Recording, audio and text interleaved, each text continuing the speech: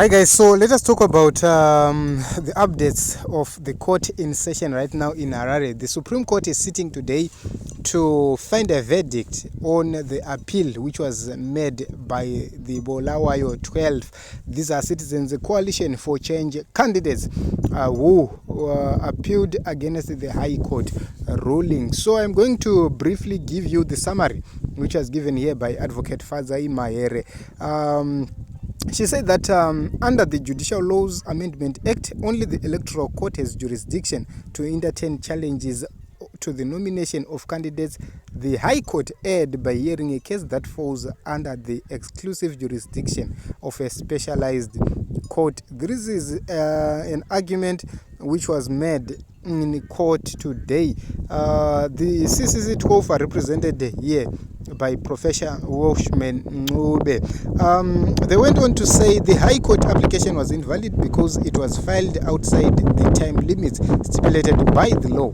The Supreme Court, binding on the HC, has said that filing a case late without condemnation invalidates an application. It should have been struck off.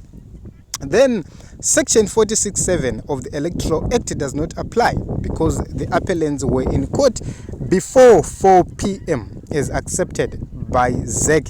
The judgment of the court is not supported by the facts that were before the court. Okay, the applicants before the High Court, ZANU PF or FAZ, were not at the nomination court. Their case was built on social media hearsay evidence, which is inadmissible and contradicts direct evidence of people who were there. The High Court erred in relying on inadmissible hearsay. Okay, High Court High Court ignored the evidence of Zexim to the effect that the document relied upon by the applicants did not reflect the time of submission, but the time data was captured into the system. ZEC accepted that the appellants submitted well before 4 p.m.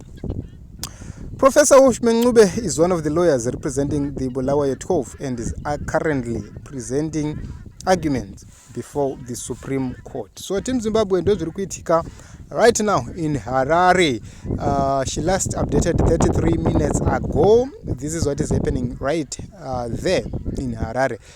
Citizens Coalition for Change 12 candidates are seeking to overturn the High Court order or judgment which declared them as not candidates for the 2023 elections. So they said that their nomination was invalid, and that gave Mutuli Ngube and two others a free ride to parliament uncontested. So we'll keep you updated on what is happening. We'll keep on updating you on the actual results of this court challenge.